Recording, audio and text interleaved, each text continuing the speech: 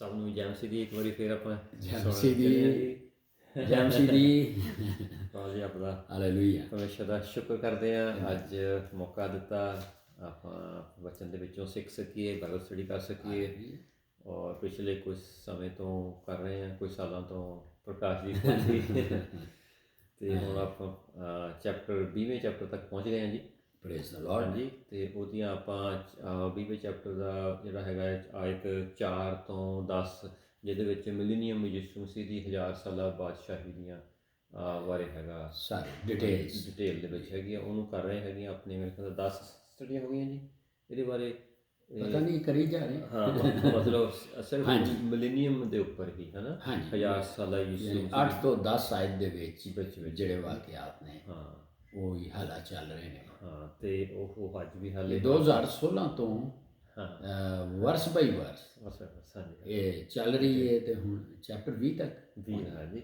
ਚਲੋ ਅਤੇ ਸਾਨੂੰ ਸੁਣਨ ਵਾਲਿਆਂ ਨੂੰ ਕਹਿੰਦੇ ਸਾਡੇ ਦੁਆਵਾਂ ਦੇ ਵਿੱਚ ਯਾਦ ਰੱਖਣਾ ਦੀ ਬਹੁਤ ਲੋੜ ਹੈ, ਅਤੇ ਬਹੁਤ ਲੋੜ ਹੈ ਤੁਹਾਡੀ ਦੁਆਵਾਂ ਦੀ ਬਹੁਤ ਲੋੜ ਹੈ। ਸਾਡੇ ਲਈ ਦੁਆਵਾਂ ਮਿਲਣ ਤਾਂ ਕਿ ਪਰਮੇਸ਼ਰ ਇਹ ਸਾਰਾ ਕੁਛ ਠੀਕ ਠਾਕ ਕਰਦਾ ਰਹੇ, ਸਾਨੂੰ ਗਾਈਡ ਕਰਦਾ ਰਹੇ। ਬ੍ਰਦਰ ਇਕਬਾਲ ਜੀ ਦੇ ਲਈ ਦੁਆਵਾਂ ਕਰਦੇ ਰਹਿਣਾ। ਅਤੇ ਆਓ ਜੀ ਆਪਾਂ ਸ਼ੁਰੂ 'ਚ ਪਹਿਲਾਂ ਪੜ੍ਹਦੇ ਹਾਂ ਜੀ ਜ਼ਬੂਰ ਸਾਮਸ। ਹਾਂਜੀ, 134 ਪੜ੍ਹਦੇ ਹਾਂ ਜੀ। ਸਾਮਸ 134 ਹਾਂਜੀ, ਜ਼ਬੂਰ ਭਜਨ 134। ਉਸ ਦੇ ਵਿੱਚ ਲਿਖਿਆ ਹੈ, ਹੇ ਪ੍ਰਭੂ ਦੇ ਦਾਸੋ, ਤੁਸੀਂ ਰਾਤ ਭਰ ਉਸ ਦੇ ਘਰ ਵਿੱਚ ਸੇਵਾ ਲਈ ਖੜ੍ਹੇ ਰਹਿੰਦੇ ਹੋ। ਵਾਹ! ਆਓ ਅਤੇ ਉਸ ਨੂੰ ਧੰਨ ਧੰਨ ਕਹੋ। ਹਾਲੇਲੂਇਆ। ਹਾਂਜੀ, ਆਪਣੇ ਹੱਥ ਉਤਾਂਹ ਉਸ ਦੇ ਪਵਿੱਤਰ ਥਾਂ ਦੀ ਵੱਲ ਚੁੱਕ ਕੇ ਉਸ ਨੂੰ ਧੰਨ ਧੰਨ ਕਹੋ। ਪ੍ਰਭੂ ਸਿਓਨ ਤੋਂ ਉਸ ਨੂੰ ਅਸੀਸ ਦੇਵੇ, ਉਸ ਦੇ ਸਵਰਗ ਅਤੇ ਜਿਸਨੇ ਸਵਰਗ ਅਤੇ ਧਰਤੀ ਬਣਾਏ ਹਨ। ਥੈਂਕ ਯੂ ਪਰਮੇਸ਼ਰ ਪਿਤਾ, ਅਸੀਂ ਆਪ ਨੂੰ ਧੰਨ ਧੰਨ ਧੰਨ ਕਹਿੰਦੇ ਹਾਂ ਔਰ ਆਪ ਦੇ ਨਾਮ ਨੂੰ ਪਰਮੇਸ਼ਰ ਪਿਤਾ ਉੱਚਾ ਚੱਕਦੇ ਹਾਂ। ਆਪ ਮਹਾਨ ਹੋ, ਆਪ ਵਡਿਆਈ ਦੇ ਯੋਗ ਹੋ, ਆਪ ਪ੍ਰਸ਼ੰਸਾ ਦੇ ਯੋਗ ਹੋ। ਆਪ ਦਾ ਜਿੰਨਾ ਵੀ ਸ਼ੁਕਰ ਕੀਤਾ ਜਾਏ ਥੋੜ੍ਹਾ ਹੈ। ਆਪ ਜੀ ਦੀ ਦਇਆ, ਰਹਿਮ, ਕਿਰਪਾ ਦੇ ਵਾਸਤੇ ਜੋ ਆਪ ਨੇ ਸਾਡੇ 'ਤੇ ਕੀਤੀ, ਸਾਨੂੰ ਅੰਧੇਰੇ 'ਚੋਂ ਕੱਢ ਕੇ ਸੱਚ ਨਾਲ ਜੋੜਿਆ, ਯਿਸੂ ਮਸੀਹ ਨਾਲ ਜੋੜਿਆ। ਔਰ ਆਪ ਨੇ ਇੰਨਾ ਸਾਨੂੰ ਕਿਰਪਾ ਇਹਦੇ ਕੀਤੀ ਕਿ ਆਪ ਨੇ ਯਿਸੂ ਮਸੀਹ ਨੂੰ ਇਸ ਧਰਤੀ 'ਤੇ ਭੇਜ ਦਿੱਤਾ ਸਾਡੀ ਖਾਤਰ, ਸਾਡੇ ਪਾਪਾਂ ਦੀ ਖਾਤਰ, ਸਾਡੀਆਂ ਬਿਮਾਰੀਆਂ ਦੀ ਖਾਤਰ, ਸਾਡੇ ਸਰਾਫਾਂ ਦੀ ਖਾਤਰ। ਯਿਸੂ ਮਸੀਹ ਨੇ ਸਭ ਕੁਝ ਆਪਣੇ ਉੱਪਰ ਲਿਆ, ਸਾਡੀ ਖਾਤਰ ਮਾਰੇ ਗਏ ਔਰ ਜੀ ਉੱਠੇ ਪਰਮੇਸ਼ਰ ਪਿਤਾ। ਔਰ ਸਾਨੂੰ ਵੀ ਯਿਸੂ ਮਸੀਹ ਵਿੱਚ ਸਾਨੂੰ ਜਿਉਂਦਿਆਂ ਕਰ ਦਿੱਤਾ ਪਰਮੇਸ਼ਰ ਪਿਤਾ। ਜਿਸ ਤਰ੍ਹਾਂ ਯਿਸੂ ਮਸੀਹ ਨੇ ਕਿਹਾ, ਜੋ ਮੇਰੇ 'ਤੇ ਵਿਸ਼ਵਾਸ ਕਰੇ ਉਹ ਮਰ ਵੀ ਜਾਵੇ ਤਾਂ ਵੀ ਉਹ ਜ਼ਿੰਦਾ ਹੈ। ਆਪ ਨੇ ਸਾਨੂੰ ਸਦਾ ਦਾ ਜੀਵਨ ਦਿੱਤਾ ਸਵਰਗ ਵਿੱਚ ਪਰਮੇਸ਼ਰ ਪਿਤਾ। ਆਪ ਦਾ ਸ਼ੁਕਰ ਕਰਦੇ ਹਾਂ, ਸ਼ੁਕਰ ਕਰਦੇ ਪਰਮੇਸ਼ਰ ਪਿਤਾ। ਆਪ ਦੇ ਇਸ ਪਵਿੱਤਰ ਕੀਮਤੀ ਵਚਨ ਦੇ ਵਿੱਚੋਂ ਅੱਜ ਪੜ੍ਹਨ ਜਾ ਰਹੇ ਹਾਂ, ਸਿੱਖਣ ਜਾ ਰਹੇ ਹਾਂ, ਬਾਈਬਲ ਸਟੱਡੀ ਕਰਨ ਜਾ ਰਹੇ ਹਾਂ ਪਰਮੇਸ਼ਰ ਪਿਤਾ। ਸਾਨੂੰ ਗਾਈਡ ਕਰਨਾ ਪਵਿੱਤਰ ਆਤਮਾ ਜੀ। ਆਪ ਹੀ ਇਸ ਵਚਨ ਦੇ ਲਿਖਾਰੀ ਹੋ, ਆਪ ਨੇ ਹੀ ਲਿਖਿਆ। ਅਸੀਂ ਇਹ ਵਚਨ ਆਪ ਤੋਂ ਬਿਨਾਂ ਨਹੀਂ ਸਮਝ ਸਕਦੇ। ਪਵਿੱਤਰ ਆਤਮਾ ਜੀ, ਸਾਨੂੰ ਗਾਈਡ ਕਰੋ, ਲੀਡ ਕਰੋ ਔਰ ਇਹ ਵਚਨ ਦੇ ਗੁੱਝੇ ਭੇਦ ਖੋਲ੍ਹੋ ਪਵਿੱਤਰ ਆਤਮਾ ਜੀ। ਔਰ ਜੋ ਕੁਛ ਵੀ ਬ੍ਰਦਰ ਇਕਬਾਲ ਬੋਲਣ, ਜੋ ਕੁਛ ਵੀ ਬੋਲਿਆ ਜਾਵੇ, ਸੁਣਿਆ ਜਾਵੇ, ਸਮਝਿਆ ਜਾਵੇ, ਉਹ ਸਭ ਕੁਛ ਆਪ ਵੱਲੋਂ ਹੋਵੇ ਪਵਿੱਤਰ ਆਤਮਾ ਜੀ, ਆਪ ਵੱਲੋਂ ਹੋਵੇ। ਔਰ ਜੋ ਵੀ ਇਸ ਵਚਨ ਨੂੰ ਸੁਣੇ ਉਹ ਬਰਕਤ ਪਾਵੇ ਪਰਮੇਸ਼ਰ ਪਿਤਾ, ਔਰ ਉਹ ਮਜ਼ਬੂਤ ਹੋਵੇ ਮਸੀਹ ਦੇ ਵਿੱਚ ਪਰਮੇਸ਼ਰ ਪਿਤਾ। ਔਰ ਇਹ ਸਭ ਕੁਛ ਮੰਗਦੇ ਹਾਂ ਆਪ ਦੇ ਇਕਲੌਤੇ ਪੁੱਤਰ, ਸਾਡੇ ਮੁਕਤੀ ਦਾਤਾ ਯਿਸੂ ਮਸੀਹ ਦੇ ਨਾਮ ਦੇ ਵਿੱਚ, ਆਮੀਨ ਆਮੀਨ। ਹਾਂਜੀ ਬ੍ਰਦਰ ਜੀ। ਹਾਂਜੀ, ਜੈ ਮਸੀਹ ਦੀ। ਹਾਂਜੀ, ਆਪਾਂ ਜੀ ਜਿੱਦਾਂ ਮਿਲੇਨੀਅਮ ਯਿਸੂ ਦੀ 1000 ਸਾਲਾ ਬਾਦਸ਼ਾਹੀ ਦੀਆਂ ਆਪਾਂ ਪ੍ਰਕਾਸ਼ ਦੀ ਪੋਥੀ 20 ਦਾ 4 ਤੋਂ 10 ਪੜ੍ਹ ਰਹੇ ਨਾ ਜੀ। ਇਹ ਸਾਰੀਆਂ ਰਿਕਾਰਡਿੰਗਸ ਹਾਲਾਂ ਉਹਦੀਆਂ ਹੀ ਹੋ ਰਹੀਆਂ। ਹਾਂਜੀ, ਕਿਉਂਕਿ ਮਤਲਬ ਬਹੁਤ ਡਿਟੇਲ ਦੇ ਵਿੱਚ ਅਸੀਂ ਲਿਖਿਆ ਹੈ। ਹਾਂਜੀ, ਅੱਗੇ ਆਪਾਂ ਹੁਣ ਜੀ ਉਸੇ ਨੂੰ ਹੀ ਜਾਰੀ ਰੱਖਦੇ ਹਾਂ। ਹਾਲੇਲੂਇਆ। ਸੋ ਲਾਸਟ ਸਟੱਡੀ ਦੇ ਵਿੱਚ ਅਸਾਂ ਦੇਖਿਆ ਸੀ ਕਿ ਇਹ 1000 ਸਾਲਾ ਬਾਦਸ਼ਾਹੀ ਜਿਹੜੀ ਹੈ ਇਹ ਕਿਉਂ ਡਿਜ਼ਾਈਨ ਕੀਤੀ ਗਈ। ਸੋ ਅਸੀਂ ਦੇਖਿਆ ਕਿ ਬਾਈਬਲ ਦੇ ਵਿੱਚ 3 ਬਾਦਸ਼ਾਹੀਆਂ ਦਾ ਜ਼ਿਕਰ ਹੈ। ਠੀਕ ਹੈ ਨਾ। ਨੰਬਰ 1 ਕਿ ਕੀ ਉਹਨੂੰ ਕਹਿੰਦੇ ਨੇ ਕਿੰਗਡਮ ਆਫ ਗੋਡ, ਜਿਹੜੀ ਹੈ ਹੁਣ ਵੀ, ਪਹਿਲੇ ਉਹ ਹੀ ਸੀ। ਠੀਕ ਹੈ। ਔਰ ਕਿਸ ਤਰ੍ਹਾਂ ਫਿਰ ਜਦੋਂ ਸ਼ੈਤਾਨ ਨੇ ਬਗਾਵਤ ਕੀਤੀ, ਰਿਬੈਲੀਅਨ ਕੀਤੀ, ਉਹਨੇ ਤੇ ਉਹਦੇ 1/3 ਐਂਜਲਸ, 1/3 ਫਰਿਸ਼ਤਿਆਂ ਨੇ, ਤੇ ਉਹ ਫਿਰ ਉਹਦੇ ਵਿੱਚੋਂ ਪਿਤਾ ਪੁੱਤਰ ਪਵਿੱਤਰ ਆਤਮਾ ਨੇ ਆਪਣੇ ਆਪਣੇ ਰੋਲ ਲੈ ਲਏ। ਔਰ ਹੁਣ ਫਿਰ ਇਹ ਸੀ ਕਿ ਇੱਕ ਬਾਦਸ਼ਾਹੀ ਹੋਰ ਉਹਨੇ ਸਰ ਚੁੱਕ ਲਿਆ, ਜਿਹਨੂੰ ਕਹਿੰਦੇ ਨੇ ਸ਼ੈਤਾਨ ਦੀ ਕਿੰਗਡਮ। ਇਹਦੇ ਬਾਰੇ 'ਚ ਪ੍ਰਭੂ ਯਿਸੂ ਨੇ ਵੀ ਕਿਹਾ, ਮੰਨਿਆ ਇਸ ਗੱਲ ਨੂੰ, ਐਕਨੋਲੇਜ ਕੀਤਾ ਹੈ ਕਿ ਜੇ ਸ਼ੈਤਾਨ ਨੇ ਸ਼ੈਤਾਨ ਨੂੰ ਕੱਢਿਆ ਤੇ ਉਹਦੀ ਕਿੰਗਡਮ ਜਾਂ ਉਹਦਾ ਰਾਜੇ ਕਿੰਜ ਕਾਇਮ ਰਹੇਗਾ। ਸੋ ਹੁਣ ਪਲੈਨਿੰਗ ਇਹਦੇ ਵਿੱਚ ਅਸੀਂ ਇਹ ਦੇਖ ਰਹੇ ਹਾਂ ਕਿ ਇਹਦੇ ਵਿੱਚ ਕਿ ਉਹ ਕਿਉਂ ਡਿਜ਼ਾਈਨ ਕੀਤੀ ਗਈ, ਲਾਸਟ ਅਸੀਂ ਦੇਖਿਆ। ਠੀਕ ਹੈ। ਹੁਣ ਇਹ ਜਿਹੜੀ ਅਸੀਂ ਦੇਖਿਆ ਸੀ ਕਿ ਜਿਹਨੂੰ ਅਸੀਂ ਕਹਿੰਦੇ ਹਾਂ ਕਿ ਕਿੰਗਡਮ ਆਫ ਹੈਵਨ, ਇਹਦੇ ਬੜੇ ਹੀ ਨਾਂ ਨੇ, ਬੜੀ ਪਿਛਲੀ ਸਟੱਡੀਜ਼ ਵਿੱਚ ਵੇਖਿਆ। ਸੋ ਇਹ ਜਿਹੜੀ ਇਸ ਲਈ ਡਿਜ਼ਾਈਨ ਕੀਤੀ ਗਈ, ਇਹ ਲਿਮਟਿਡ ਹੈ, ਇਹ 1000 ਸਾਲ ਲਈ। ਯਾਨੀ ਇਹ ਇਸ ਲਈ ਡਿਜ਼ਾਈਨ ਕੀਤੀ ਗਈ ਕਿ ਇਹਦੇ ਵਿੱਚ ਸ਼ੈਤਾਨ ਦੇ ਰਾਜੇ ਜਾਂ ਕਿੰਗਡਮ ਨੂੰ ਖਤਮ ਕਰਕੇ ਜਿਹੜੀ ਕਿੰਗਡਮ ਆਫ ਗੋਡ ਹੈਗੀ ਹੈ, ਜਿਹਨੂੰ ਪਿਤਾ ਪੁੱਤਰ ਪਵਿੱਤਰ ਆਤਮਾ ਮਿਲ ਕੇ ਚਲਾ ਰਹੇ ਸਨ, ਤੇ ਉਹ ਦੁਬਾਰਾ ਜਿਹੜਾ ਹੈ ਉਹ ਪਰਮਨੈਂਟ ਤੌਰ 'ਤੇ ਇਸ ਧਰਤੀ 'ਤੇ ਫਿਰ ਆ ਜਾਏ। ਠੀਕ ਹੈ। ਹੈਗੀ ਹੈ ਲੇਕਿਨ ਥੋੜ੍ਹੀ ਅਲੱਗ ਹੈ। ਤੇ ਇਹਦਾ ਗੱਲ ਸੀ। ਹੁਣ ਇਹ ਵੇ ਕਿ ਇਹ ਅਸੀਂ ਸਟੈਪਸ ਦੇਖ ਰਹੇ ਹਾਂ ਕੀ ਹੋਣਾ ਹੈ। ਔਰ ਇਹ ਇੱਕ ਅੱਛੀ ਗੱਲ ਹੈ, ਜਿਉਂ ਅਸੀਂ ਕਲਾਮ ਦੇ ਮੁਤਾਬਿਕ ਇਹਨੂੰ ਵੇਖਦੇ ਜਾ ਰਹੇ ਹਾਂ, ਸਾਡਾ ਵਿਸ਼ਵਾਸ ਹੋਰ ਵਧੀ ਜਾ ਰਿਹਾ ਹੈ। ਹਾਲੇਲੂਇਆ। ਕਿ ਇਹ ਕਿੰਨੀਆਂ ਗੱਲਾਂ ਨੇ ਜਿਹੜੀਆਂ ਪਹਿਲੇ ਤੋਂ ਬਿਆਨ ਕੀਤੀਆਂ। ਸੋ ਅੱਜ ਇਹ ਦੇਖਣਾ ਹੈ ਕਿ ਕਿਵੇਂ ਇਹ ਜਿਹੜੀ ਪਰਮੇਸ਼ਵਰ ਪਿਤਾ ਦਾ ਇਹ ਮਕਸਦ ਪੂਰਾ ਹੋਏਗਾ। ਸੋ ਇਹਦੇ ਲਈ ਅਸੀਂ ਇਹ ਦੇਖਿਆ ਕਿ ਪਿਤਾ ਪਰਮੇਸ਼ਵਰ ਨੇ ਆਪਣੇ ਪੁੱਤਰ ਨੂੰ ਤੇ ਪਲੱਸ ਪਵਿੱਤਰ ਦੂਤਾਂ ਨੂੰ ਤੇ ਪਲੱਸ ਜੀ ਉਠੇ ਜਾਂ ਜਿਨ੍ਹਾਂ ਨੂੰ ਗਲੋਰੀਫਾਈ ਬਾਡੀ ਮਿਲੀ ਹੈ, ਜਲਾਲੀ ਬਦਨ ਮਿਲਿਆ ਹੈ, ਉਹਨਾਂ ਨੂੰ ਘੱਲੇਗਾ ਤਾਂ ਕਿ ਉਹ ਆਣ ਕੇ ਇਹ ਸ਼ੈਤਾਨ ਤੇ ਉਹਦਾ ਸਾਰਾ ਕੰਮ ਨੂੰ ਖਤਮ ਕਰਨ, ਔਰ ਫਿਰ ਤਾਂ ਕਿ ਪਰਮੇਸ਼ਵਰ ਦਾ ਰਾਜ ਪਰਮਨੈਂਟ ਤੌਰ 'ਤੇ ਆ ਜਾਏ। ਔਰ ਇਹ ਉਹਦਾ ਕੀ ਕਹਿੰਦੇ ਨੇ ਇੱਕ ਇਮੇਜ ਇਹ ਵਾਲਾ ਹੋਏਗਾ ਜੀ, ਅਕਸ। ਹਾਂਜੀ। ਸੋ ਯਾਨੀ ਪਿਤਾ ਪਰਮੇਸ਼ਵਰ ਦਾ ਇਹ ਪਲਾਨ ਹੈ ਕਿ ਜਿਹੜਾ ਇਨਸਾਨ ਦੇ ਲਈ ਸ਼ੁਰੂ ਤੋਂ ਸੀ, ਉਹ ਇਹਦੇ ਵਿੱਚ ਇਹ ਸਾਰੀਆਂ ਚੀਜ਼ਾਂ ਨੂੰ ਕਲੀਅਰ ਕਰਕੇ, ਇਸ ਬਗਾਵਤ ਨੂੰ ਦੂਰ ਕਰਕੇ, ਤੇ ਉਹ ਪਲਾਨ ਜਿਹੜਾ ਹੈ ਉਹ ਪੂਰਾ ਕੀਤਾ ਜਾਏ ਤਾਂ ਕਿ ਹਰ ਕਿਸਮ ਦੀ ਸ਼ਰਾਪ, ਲਾਨਤ, ਕਰਸਿਸ ਜਿਹੜੀਆਂ ਸਨ, ਉਹ ਇਸ ਤੋਂ ਪਹਿਲੇ ਕਿ ਪਰਮੇਸ਼ਵਰ ਦਾ ਰਾਜ ਪੂਰੇ ਤੌਰ 'ਤੇ ਆਪਣਾ ਕੰਟਰੋਲ ਲੇ, ਇਹ ਜਿਹੜਾ ਯਿਸੂ ਦਾ ਰਾਜ ਜਾਂ 1000 ਸਾਲਾ ਬਾਦਸ਼ਾਹੀ ਹੈ, ਇਹਦੇ ਵਿੱਚ ਯਿਸੂ ਆਪਣੇ ਥਰੋਨ ਉੱਤੇ, ਤਖਤ ਉੱਤੇ ਹੋਏਗਾ। ਹੁਣ ਤੇ ਪਿਤਾ ਦਾ ਸ਼ੇਅਰ ਕਰਨ ਦੇ ਨੇ। ਸੋ ਇਹ ਇੱਕ ਪਲੈਨਿੰਗ ਹੈ ਜਿਹਦੇ ਥਾਈਂ ਪ੍ਰਭੂ ਯਿਸੂ ਮਸੀਹ ਨੇ ਪਹਿਲੇ ਵੀ ਦੇਤਾ ਰਿਹਾ ਤਾਂ ਕਿ ਰੂਹਾਨੀ ਤੌਰ 'ਤੇ ਸ਼ੈਤਾਨ ਨੂੰ ਸ਼ਿਕਸਤ ਦੇ ਦੇ। ਠੀਕ ਹੈ ਨਾ।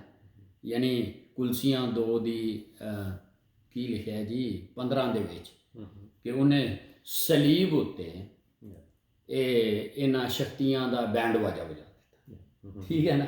ਹਾਲੇਲੂਇਆ।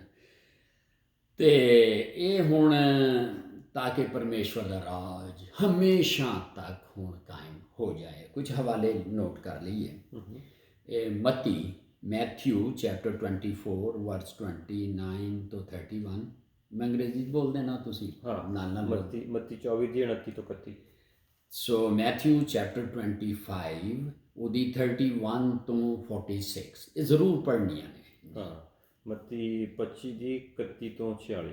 2 ਥੈਸਲੋਨੀਅਨ chapter 1 verse 7 to 10। ਹਾਂਜੀ, ਦੂਜਾ ਥੈਸਲੋਨੀਆ ਪਹਿਲੇ ਦੀ 7 ਤੋਂ 10। Yeah. So the book of Revelation chapter 19 verses 11 to 21। ਹਾਂਜੀ, ਪ੍ਰਕਾਸ਼ ਦੀ ਪੋਥੀ ਮੁਕਾਸ਼ਵਾ 19 ਦੀ 11 ਤੋਂ 21।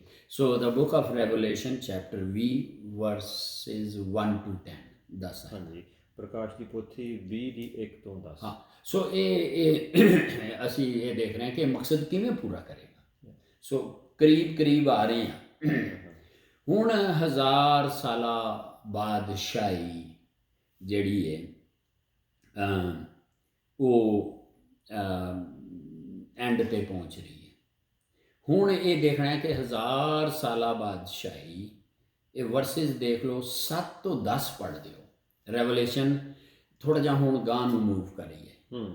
ਪਹਿਲੇ ਆਪਾਂ ਪੜ੍ਹਿਆ ਸੀ 4 ਤੋਂ 10, ਹੁਣ 7 ਤੋਂ 10 ਦੀਆਂ ਕੁਛ ਆਇਤਾਂ ਪੜ੍ਹ ਦਈਏ ਤਾਂ ਕਿ ਉਹਦੇ ਵਿੱਚ ਵੀ ਕੁਛ ਈਵੈਂਟਸ ਐਸੇ ਨੇ ਜਿਨ੍ਹਾਂ ਨੂੰ ਸਾਹਮਣੇ ਲੈ ਆਈਏ। ਠੀਕ ਹੈ ਜੀ। ਆਪਾਂ ਮਤਲਬ ਪ੍ਰਕਾਸ਼ ਦੀ ਆਪਣਾ ਜਿਹੜਾ 1000 ਸਾਲਾ ਬਾਦਸ਼ਾਹੀ ਦੀ ਜਿਹੜੀ ਆਪਾਂ ਸਟੇਜ ਬਾਈ ਸਟੇਜ ਗੱਲ ਕਰ ਰਹੇ ਹਾਂ, ਹੁਣ ਆਪਾਂ ਉਹਦੇ ਐਂਡ ਸਟੇਜ ਤੇ ਐਂਡ ਤੇ ਆ ਰਹੇ ਹਾਂ। ਪਰ ਇਹ ਸਾਰਾ ਕੁਛ ਹਾਲੇ ਹੋਣਾ ਹੈ। ਹਾਂਜੀ, ਹੋਣਾ। ਹਾਂਜੀ ਜੀ। ਤੇ ਪ੍ਰਕਾਸ਼ ਦੀ ਪੋਥੀ 20 ਦੀ 7 ਤੋਂ 10 ਦੇ ਵਿੱਚ ਜ਼ਰਾ ਯਾਦ ਦਹਾਨੀ ਵਾਸਤੇ ਦੁਬਾਰਾ। ਹਾਂਜੀ, ਪ੍ਰਕਾਸ਼ ਦੀ ਪੋਥੀ 7 ਤੋਂ 10 ਦੇ ਵਿੱਚ ਲਿਖਿਆ ਹੈ, ਤਦ 1000 ਸਾਲ ਪੂਰਾ ਹੋ ਜਾਣ ਤੇ ਸ਼ੈਤਾਨ ਫਿਰ ਖੁੱਲ੍ਹਾ ਛੱਡ ਦਿੱਤਾ ਜਾਵੇਗਾ। ਉਹ ਸਭ ਧਰਤੀ ਦੀਆਂ ਕੌਮਾਂ ਨੂੰ ਕੁਰਾਹੇ ਪਾਉਣ ਲਈ ਨਿਕਲੇਗਾ, ਅਰਥਾਤ ਗੋਗ ਅਤੇ ਮਗੋਗ ਜੋ ਧਰਤੀ ਦੀਆਂ ਚੌਹਾਂ ਨੁੱਕਰਾਂ ਤੱਕ ਫੈਲਿਆ ਹੋਇਆ ਹੈ। ਉਹਨਾਂ ਦੀ ਗਿਣਤੀ ਸਮੁੰਦਰ ਦੇ ਰੇਤ ਵਾਂਗ ਹੈ। ਉਹ ਉਹਨਾਂ ਨੂੰ ਲੜਾਈ ਦੇ ਲਈ ਇੱਕ ਥਾਂ ਇਕੱਠਾ ਕਰੇਗਾ। ਇਸ ਲਈ ਉਹਨਾਂ ਨੇ ਸਾਰੀ ਫੈਲੀ ਹੋਈ ਧਰਤੀ 'ਤੇ ਹਮਲਾ ਕਰਕੇ ਪਰਮੇਸ਼ਰ ਦੇ ਲੋਕਾਂ ਦੀ ਛਾਉਣੀ ਨੂੰ ਘੇਰ ਲਿਆ, ਅਰਥਾਤ ਉਸ ਸ਼ਹਿਰ ਨੂੰ ਜਿਸ ਨੂੰ ਪਰਮੇਸ਼ਰ ਪਿਆਰ ਕਰਦਾ ਹੈ। ਪਰ ਇਬਲੀਸ ਅਰਥਾਤ ਸ਼ੈਤਾਨ ਉਹਨਾਂ ਨੂੰ ਕੁਰਾਹੇ ਪਾਉਣ ਵਾਲਾ ਉਸੇ ਅੱਗ ਅਤੇ ਗੰਧਕ ਦੀ ਝੀਲ ਵਿੱਚ ਸੁੱਟ ਦਿੱਤਾ ਗਿਆ, ਜਿੱਥੇ ਪਸ਼ੂ ਅਤੇ ਝੂਠਾ ਨਬੀ ਪਹਿਲਾਂ ਹੀ ਸੁੱਟੇ ਗਏ ਸਨ। ਉਹ ਸਭ ਉੱਥੇ ਰਾਤ ਦਿਨ ਅਨੰਤ ਕਾਲ ਤੱਕ ਪੀੜਾ ਨਾਲ ਤੜਫਣਗੇ। ਹਾਲੇਲੂਇਆ। ਪ੍ਰਭੂ ਦੇ ਵਚਨ ਦੇ ਪੜ੍ਹੇ ਜਾਣੇ ਤੇ ਉਹਦੀ ਬਰਕਤ ਹੋਵੇ। ਸੋ ਅਸੀਂ ਵੇਖ ਰਹੇ ਹਾਂ ਕਿ ਜੋ ਹੀ 1000 ਸਾਲਾ ਬਾਦਸ਼ਾਹੀ ਖਤਮ ਹੋ ਰਹੀ ਹੈ, ਹੋ ਗਈ, ਤੇ ਸ਼ੈਤਾਨ ਨੂੰ ਕੀ ਕੀਤਾ ਗਿਆ, ਜਿਸ ਤਰ੍ਹਾਂ ਅਸੀਂ ਚੈਪਟਰ 20 ਦੀਆਂ ਪਹਿਲੀ ਆਇਤਾਂ 'ਚ ਦੇਖਿਆ ਨਾ, ਪਹਿਲੀ 3 ਆਇਤਾਂ 'ਚ ਅਸੀਂ ਸਟੱਡੀ ਕੀਤੀ ਕਿ ਉਹਨੂੰ ਫਿਰ ਖੋਲ੍ਹਿਆ ਜਾਏਗਾ। ਔਰ ਇੱਥੇ ਵੀ ਇਹ ਲਿਖਿਆ, ਜਦੋਂ ਉਹਨੂੰ ਅਥਾਹ ਕੁੰਡ ਵਿੱਚੋਂ, ਬਾਟਮਲੈਸ ਪਿਟ ਜਾਂ ਅਥਾਹ ਗੜ੍ਹੇ ਵਿੱਚੋਂ ਉਹਨੂੰ ਖੋਲ੍ਹਿਆ ਗਿਆ, ਤੇ ਫਿਰ ਉਹਨੇ ਕੀ ਕੀਤਾ, ਫਿਰ ਉਹਨੂੰ ਥੋੜ੍ਹਾ ਜਿਹਾ ਟਾਈਮ ਹੋਰ ਦਿੱਤਾ ਗਿਆ। ਉਹ ਗਿਆ ਹੋਰ ਫਿਰ ਨੇਸ਼ਨਸ ਦੇ ਪ੍ਰਾਈਮ ਮਿਨਿਸਟਰਸ ਨੂੰ ਉਹਨੇ ਫਿਰ ਗੁੰਮਰਾਹ ਕਰ ਦਿੱਤਾ, ਇਹ ਕਹਿ ਕੇ ਕਿ ਉਹ ਦੇਖੋ ਉੱਥੇ ਯਸੂ ਹੈ, ਕਿੱਥੇ, ਯਰੂਸ਼ਲਮ, ਇਸਰਾਈਲ ਦੇ ਵਿੱਚ, ਤੇ ਤੁਸੀਂ ਉਹਦਾ ਤਖਤਾ ਉਲਟ ਸਕਦੇ ਹੋ, ਡੀਥਰੋਨ ਕਰ ਸਕਦੇ ਹੋ ਉਹਨੂੰ। ਸੋ ਉਹ ਇਹਦੇ ਕਹਿਣੇ ਉੱਤੇ ਉਹ ਜਿਹੜੇ ਨੇ ਉਹ ਤਿਆਰ ਹੋ ਕੇ ਫਿਰ ਇੰਨੀਆਂ, ਕਿਉਂਕਿ ਆਰਮਾਗਡਨ ਵਿੱਚ ਵੀ ਇਹਨਾਂ ਨੂੰ ਸ਼ਿਕਸਤ ਹੋ ਗਈ, ਉੱਥੇ ਵੀ ਕਾਫੀ ਲੋਕ ਮਾਰੇ ਗਏ। ਸੋ ਇਹ ਦੁਬਾਰਾ ਇਹਨੇ ਲੋਕਾਂ ਨੂੰ ਤਿਆਰ ਕੀਤਾ, ਔਰ ਉਹਦਾ ਇਹ ਵੇ ਕਿ ਇੱਕੋ ਹੀ ਕਿ ਉਹ ਮੁਕਾ ਦਿਓ ਹੁਣ, ਤੇ ਤੁਹਾਡੇ ਕੋਲੋਂ ਕਾਫੀ ਲੋਕਾਂ ਨੂੰ ਇਕੱਠਿਆਂ ਕਰ ਲਿਆ। ਠੀਕ ਹੈ, ਹਾਲਾਂ 1000 ਸਾਲਾ ਬਾਦਸ਼ਾਹੀ 'ਚ ਇਹ ਆਰਮੀ ਸ਼ਾਰਮੀ ਦਾ ਇੰਨਾ ਨਹੀਂ ਸੀ, ਲੇਕਿਨ ਖੁੱਲ੍ਹਣ ਦੇ ਨਾਲ ਉਹ ਇਹਨਾਂ ਨੂੰ ਫਿਰ ਇਕੱਠਿਆਂ ਕਰ ਲਏਗਾ। ਠੀਕ ਹੈ, ਸੋ ਹੁਣ ਇੱਥੇ ਇਹ ਵੇ ਕਿ ਇਹਨਾਂ ਨੂੰ ਕਰੋੜਾਂ ਲੋਕਾਂ ਨੂੰ, ਮਿਲੀਅਨਸ ਕਹਿ ਲਓ, ਲੋਕਾਂ ਨੂੰ 1000 ਸਾਲਾ ਬਾਦਸ਼ਾਹੀ 'ਚ ਫਿਰ ਮੌਕਾ ਸੀ ਕਿ ਪ੍ਰਭੂ ਯਿਸੂ ਮਸੀਹ ਨੂੰ ਆਪਣਾ ਮੁਕਤੀਦਾਤਾ ਗ੍ਰਹਿਣ ਕਰ ਲੈਣ, ਸਵੀਕਾਰ ਕਰ ਲੈਣ, ਤੇ ਪਿਤਾ ਤੇ ਪਰਮੇਸ਼ਵਰ ਨੂੰ ਇਸ ਰਿਸ਼ਤੇ ਦੇ ਵਿੱਚ ਪਿਤਾ ਦੇ ਤੌਰ 'ਤੇ ਉਹ ਮੰਨਣਾ ਸ਼ੁਰੂ ਕਰਦੇ ਨੇ ਤੇ ਪਵਿੱਤਰ ਆਤਮਾ ਨੂੰ ਕਿ ਇਹ ਬਈ ਇਹ ਟੀਚਰ ਹੈ, ਉਸਤਾਦ ਹੈ ਸਹਾਇਕ ਦੇ ਤੌਰ ਤੇ, ਲੇਕਿਨ ਉਹਨਾਂ ਨੇ ਨਹੀਂ ਕੀਤਾ। ਇਹ ਸਮਝ ਲਓ ਉਹਨਾਂ ਲਈ ਆਖਰੀ ਮੌਕਾ ਸੀਗਾ ਜੀ, ਆਖਰੀ ਉਸ ਤੋਂ ਬਾਅਦ ਫਿਰ ਹਾਂਜੀ। ਸੋ ਉਹਨਾਂ ਨੇ ਬਜਾਏ ਇਹਦੇ ਤੇ ਉਹ ਦੁਸ਼ਮਣੀ ਕੀਤੀ, ਇਸ ਲਈ ਸ਼ੈਤਾਨ ਦੇ ਪਿੱਛੇ ਲੱਗ ਕੇ ਉਹਨਾਂ ਨੂੰ ਕੀ ਕਹਿ ਲਓ, ਉਹਨਾਂ ਸੋਚਿਆ ਕਿ ਇਹ ਹੁਣ ਫਾਈਨਲ ਇਹਦਾ ਤਖਤੀ ਯਿਸੂ ਦਾ ਉਲਟ ਦੇਣੇ ਆ। ਇਹ ਇੱਕ ਪ੍ਰੋਪਗੈਂਡਾ ਸ਼ੈਤਾਨ ਨੇ ਉਹਨਾਂ ਦੇ ਜ਼ਿਹਨਾਂ 'ਚ ਪਾ ਦਿੱਤਾ। ਲਓ ਜੀ ਹੁਣ ਅੱਗੇ ਵੀ ਤੁਹਾਡੇ ਲਈ ਬੜਾ ਮਾੜਾ ਕੰਮ ਹੋਇਆ, ਸੋ ਇਹ ਹੋਏਗੀ। ਤੇ ਉਹ ਫਿਰ ਆਉਣਗੇ ਯਰੂਸ਼ਲਮ ਦੇ ਵਿੱਚ, ਠੀਕ ਹੈ। ਇੱਥੇ ਹੁਣ ਘੇਰ ਲਊਗਾ, ਉਹਨਾਂ ਨੂੰ ਘੇਰ ਲੈਣਗੇ, ਠੀਕ ਹੈ। ਇਹ ਗੋਗ ਮਗੋਗ ਜਿਹੜਾ ਹੈਗਾ, ਇਹ ਬੇਸਿਕਲੀ ਜਿਹੜਾ ਹੈ ਇਹ ਇਸਰਾਈਲ, ਯਰੂਸ਼ਲਮ ਇਸਰਾਈਲ ਦੇ ਨਾਰਥ ਦੀ ਸਾਈਡ ਹੈ, ਲੇਕਿਨ ਇੱਥੇ ਜਿਹੜਾ ਹੈ ਉਹ ਆਲ ਨੇਸ਼ਨਸ ਦੇ ਮੁਤਲਕ ਗੱਲ ਹੋ ਰਹੀ ਹੈ, ਠੀਕ ਹੈ। ਸੋ ਉਹ ਜਨਾਬ ਉਹਨਾਂ ਨੂੰ ਇਕੱਠਾ ਕਰਨਗੇ ਔਰ ਇਹ ਸਾਰੇ ਜਿਹੜੇ ਨੇ ਇਹ ਗੈਰ ਯਹੂਦੀ ਲੋਕ ਹੋਣਗੇ, ਇਹਨਾਂ ਜਿਊਜ਼ ਕੋਈ ਨਹੀਂ ਹੋਏਗਾ, ਠੀਕ ਹੈ। ਅਤੇ ਇਹਦਾ ਡਿਟੇਲ ਜਿਹੜੀ ਹੈਗੀ ਹੈ ਇਜ਼ੀਕੀਏਲ 38 ਅਤੇ 39 'ਚ ਬੜੀ ਖੁੱਲ੍ਹ ਕੇ ਬਿਆਨ ਕੀਤੀ ਹੈ। ਅਤੇ ਹਿਜ਼ਕੀਏਲ 38 ਅਤੇ 39 ਚੈਪਟਰ ਦੇ ਕੁਛ ਹਿੱਸੇ ਆਰਮਾਗਡਨ ਜਾਂ ਹਰਮਜ਼ਦੂਨ ਦੇ ਵਿੱਚ ਵੀ ਪੂਰੇ ਹੁੰਦੇ ਨੇ, ਜਿਹੜੇ ਅਸੀਂ ਇੱਥੋਂ ਵੀ ਰੈਫਰੈਂਸ ਲੈ ਸਕਦੇ ਹਾਂ। ਅੱਛਾ, ਇਹ ਜਿਹੜੀ ਇਸ ਦੇ ਵਿੱਚ ਇਸ ਇਹ ਜਿਹੜੀ ਗੋਗ ਮਗੋਗ ਹੈ, ਜੂਜ ਮਜੂਜ, ਹਾਂਜੀ, ਇਹ ਜਿਹੜਾ ਨਾ ਇਹਦੇ ਵਿੱਚ ਫਿਰ ਜਦੋਂ ਆਉਣਗੇ ਅਤੇ ਇਹ ਇਹਨਾਂ 38 ਅਤੇ 39 ਹਿਜ਼ਕੀਏਲ ਦੇ ਵਿੱਚ, ਉਦੋਂ ਲੜਾਈ ਛੜਾਈ ਨਹੀਂ ਹੋਣੀ, ਖੁਦਾ ਸਵਰਗਾਂ ਤੋਂ ਅੱਗ ਜਿੰਜ ਸਦੂਮ ਤੇ ਅਮੂਰਾ ਤੇ ਘੱਲੀ ਸੀ, ਇੰਝ ਹੀ ਅੱਗ ਇਹਨਾਂ ਤੇ ਆਏਗੀ ਤੇ ਇਹਨਾਂ ਨੂੰ ਭਸਮ ਕਰ ਦੇਗੀ। ਹੁਣ ਜਿੱਥੇ ਤੱਕ ਅਸੀਂ ਦੇਖ ਰਹੇ ਹਾਂ ਕਿ ਯਿਸੂ ਦਾ ਵਿਰੋਧੀ ਤੇ ਝੂਠਾ ਨਬੀ, ਇਹ ਜਿਹੜੇ ਨੇ ਇਹ 1000 ਸਾਲਾ ਬਾਦਸ਼ਾਹੀ ਤੋਂ ਪਹਿਲੇ ਇਹ ਪਹਿਲੇ ਹੀ ਅੱਗ ਦੀ ਝੀਲ ਵਿੱਚ ਪਾ ਦਿੱਤੇ ਜਾਣਗੇ, ਠੀਕ ਹੈ ਜੀ। ਅਤੇ ਹੁਣ ਇੰਝ ਹੋਏਗਾ ਕਿ ਇਹ ਜਿਹੜਾ ਇਹ ਜਿਹੜੇ ਨੇ ਇਹਦਾ ਵਿੱਚ ਅਸੀਂ ਇਹ ਦੇਖ ਰਹੇ ਹਾਂ ਕਿ ਫਿਰ ਸ਼ੈਤਾਨ ਨੂੰ ਅਤੇ ਉਹਦੇ ਬਾਗੀ ਜਿਹੜੇ ਲੋਕ ਨੇ, ਸ਼ੈਤਾਨ ਉਹਦੇ ਹੋਰ ਜਿਹੜੇ ਅਥਾਹ ਦੇ ਵਿੱਚ ਜਿਹੜੀ ਉਹਦੀ ਟੀਮ ਹੈ, ਅਸੀਂ ਵੇਖਿਆ ਸਿਵਾਏ ਯਿਸੂ ਦਾ ਵਿਰੋਧੀ ਅਤੇ ਝੂਠੇ ਨਬੀ ਤੋਂ ਇਲਾਵਾ ਇਹਨਾਂ ਨੂੰ ਅੱਗ ਦੀ ਝੀਲ ਵਿੱਚ ਸੁੱਟਣ ਦਾ ਪਲਾਨ ਬਣ ਗਿਆ, ਠੀਕ ਹੈ। ਸੋ ਇਹ ਉੱਥੇ ਸੁੱਟੇ ਜਾਣਗੇ ਅਤੇ ਇੱਥੇ ਜਿਹੜੀ ਹੈ ਨਾ 4 ਤੋਂ 10 ਆਏ ਉਹ ਮੁੱਗੇ। ਹੁਣ ਅਗਲਾ ਇੱਕ ਸੀਨ ਸ਼ੁਰੂ ਹੋਣ ਵਾਲਾ ਹੈ ਜਿਹੜਾ 11 ਤੋਂ 15 ਦੇ ਵਿੱਚ ਰੈਵਲੇਸ਼ਨ ਚੈਪਟਰ 20 11 ਤੋਂ 15 ਦੇ ਵਿੱਚ, ਇਹਦੇ ਵਿੱਚ ਵੀ ਬੜੇ ਖੂਬਸੂਰਤ ਵਾਕਿਆਤ ਨੇ, ਜਿਹੜਾ ਸਾਨੂੰ ਚਾਹੀਦਾ ਹੈ ਕਿ ਇਹਨੂੰ ਵੀ ਖੋਲ੍ਹ ਕੇ ਬਿਆਨ ਕਰੀਏ ਤਾਂ ਕਿ ਪੂਰੀ ਸਮਝ ਆ ਜਾਏ। ਸੋ ਪਲੀਜ਼ ਤੁਸੀਂ ਇਹਨੂੰ ਦੇਖ ਲਓ। ਜੀ ਜੀ ਹਾਂਜੀ ਹਾਂਜੀ, ਆਪਾਂ ਪੜ੍ਹ ਲੈਂਦੇ ਜੀ ਅੱਗੇ ਤੋਂ। ਉਹਦਾ ਉੱਪਰ ਹੈਡਿੰਗ ਹੈਗਾ ਅੰਤਮ ਨਿਆਂ ਜੀ, ਇਹਨੂੰ ਕਹਿੰਦੇ ਨੇ ਦਾ ਗ੍ਰੇਟ ਵਾਈਟ ਥਰੋਨ ਜਜਮੈਂਟ, ਯਾਨੀ ਵੱਡੇ ਚਿੱਟੇ ਤਖਤ ਦੀ ਅਦਾਲਤ, ਹਾਂਜੀ, ਵੱਡਾ ਜੀ। ਹਾਂਜੀ, ਪ੍ਰਕਾਸ਼ ਦੀ ਪੋਥੀ ਮੁਕਾਸ਼ਵਾ ਬੁੱਕ ਆਫ ਰੈਵਲੇਸ਼ਨ 20 ਦੀ 11 ਤੋਂ 15 ਦੇ ਵਿੱਚ ਇਸ ਤਰ੍ਹਾਂ ਲਿਖਿਆ ਹੈ ਜੀ।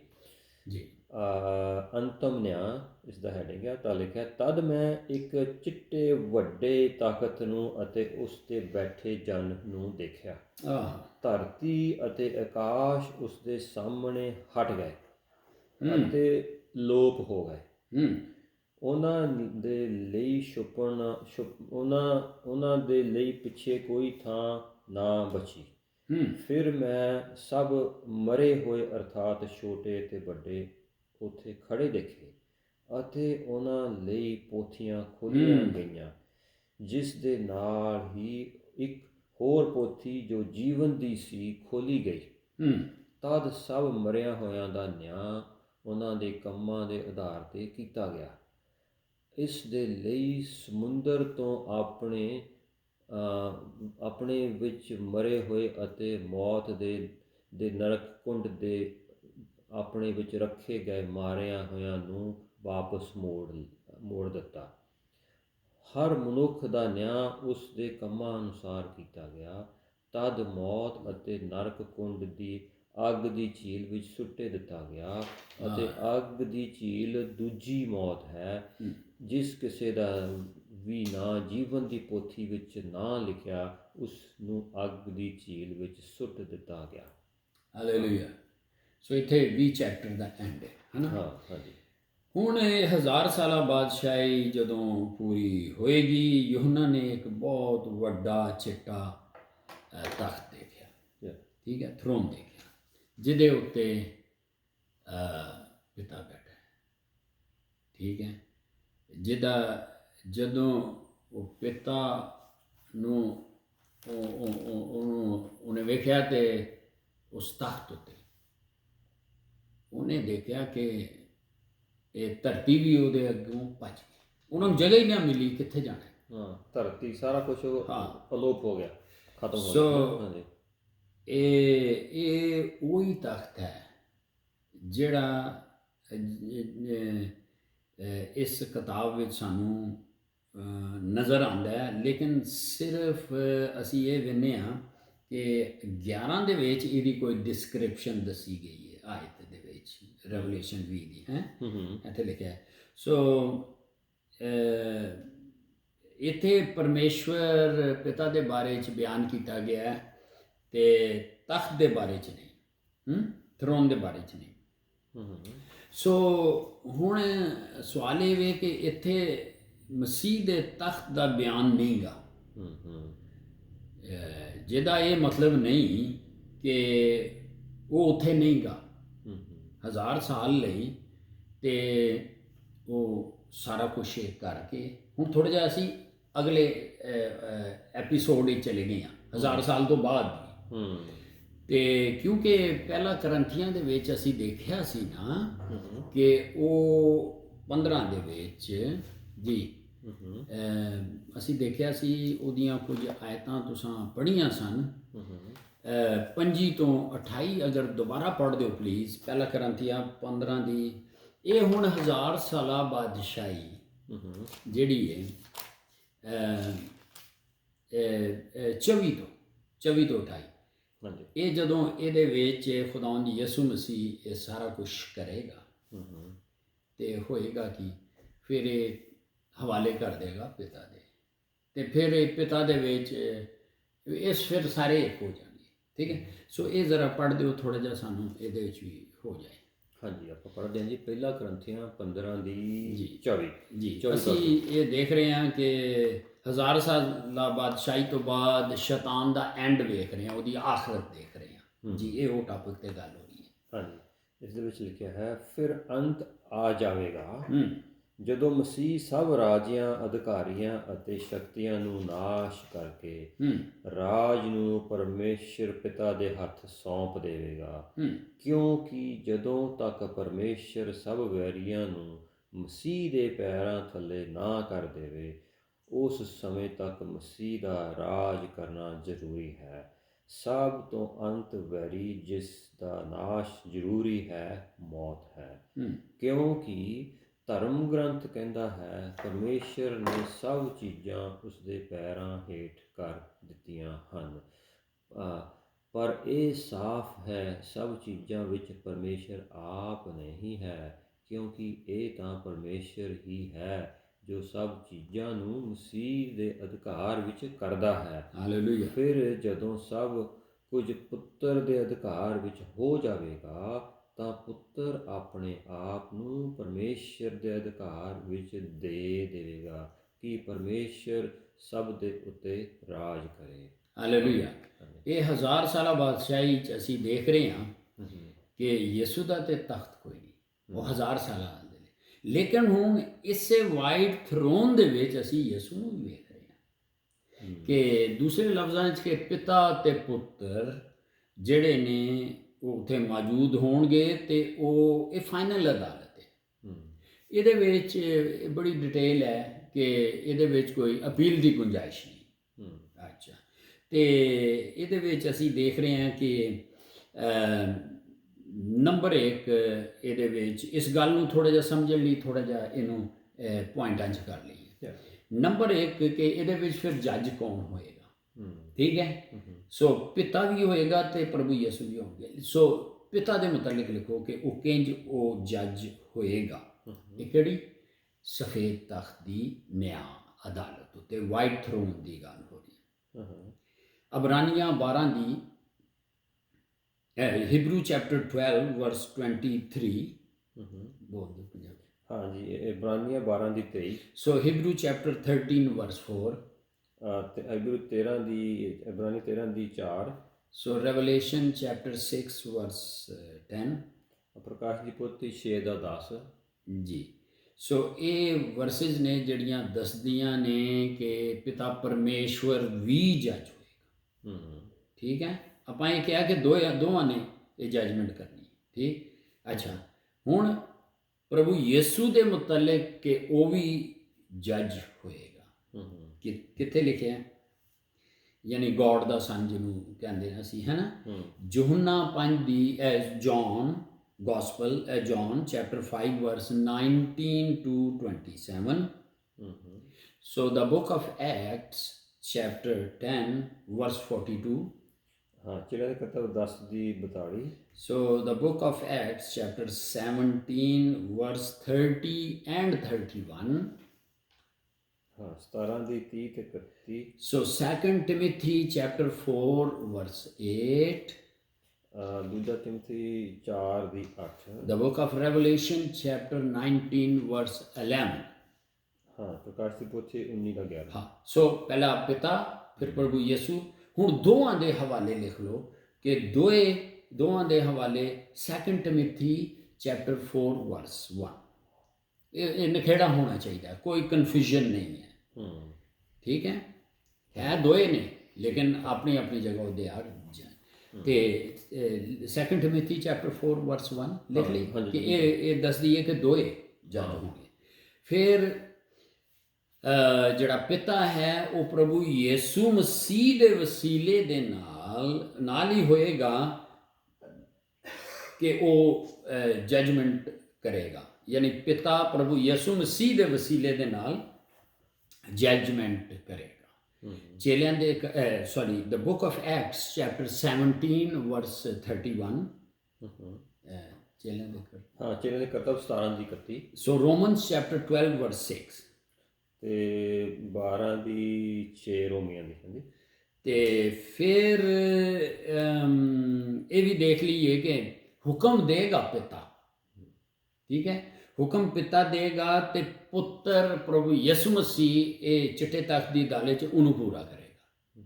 ਠੀਕ ਹੈ, ਕੀ ਬਾਤ ਹੈ। John chapter 5 verse 22 to 27। ਯਹੋਨਾ ਦੀ ਇੰਜੀਲ 5 ਦੀ 22 ਤੋਂ 27। ਸੋ ਰੋਮਨਸ ਚੈਪਟਰ 1 ਵਰਸ 32 ਤੋਂ ਲੈ ਕੇ ਰੋਮਨਸ 2 ਦੀ 5। ਠੀਕ ਹੈ, ਰੋਮੀਆਂ 1 ਦੀ 32।